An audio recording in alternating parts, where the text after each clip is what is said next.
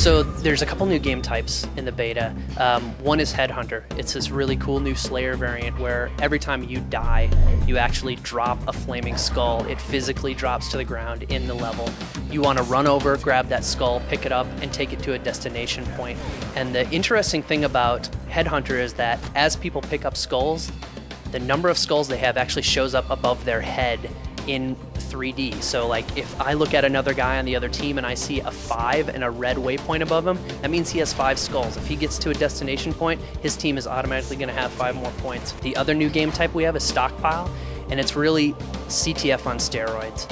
You've got 2 persistent bases, 1 for each team. Once again, it's a team game. 4 neutral flags spawn on the map, and they get collected every minute. So you want to grab a neutral flag, bring it back to your base, and when the minute rolls over, if there are any flags inside your base, they get collected automatically, and that score gets added to your team score. So it becomes really interesting because not only are there flags showing up randomly in the map in different locations, you can pull flags out of the other team's base before the time flips over. So it really becomes about protecting your flags at your base before they get collected, but also grabbing them out of the other team's base before they can score points. Double kill. So there's one more game type that we're talking about now and people get to play in the beta, and that's Invasion.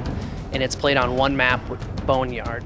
So this is really a multi-tiered, objective, fictionally based game type.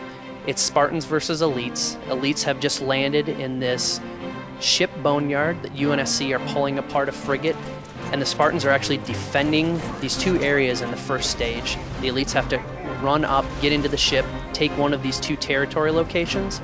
As they take one of the first locations, these shield doors drop, they move into the second phase. There are 2 more territories, one inside the smelting facility, one immediately outside. As the Spartans take those, it actually cracks the case and a core is exposed inside the smelting facility. At that point, it turns into a kind of like a one flag CTF game. So this whole thing is a progressive type of game where you're moving through the map. The environment is actually changing as you're going along. More spaces are being opened up. In that last phase, the Elites have to take the core and bring it to a Phantom on this landing pad that's waiting for them. Now, each phase, they only have 4 minutes to get through the phase.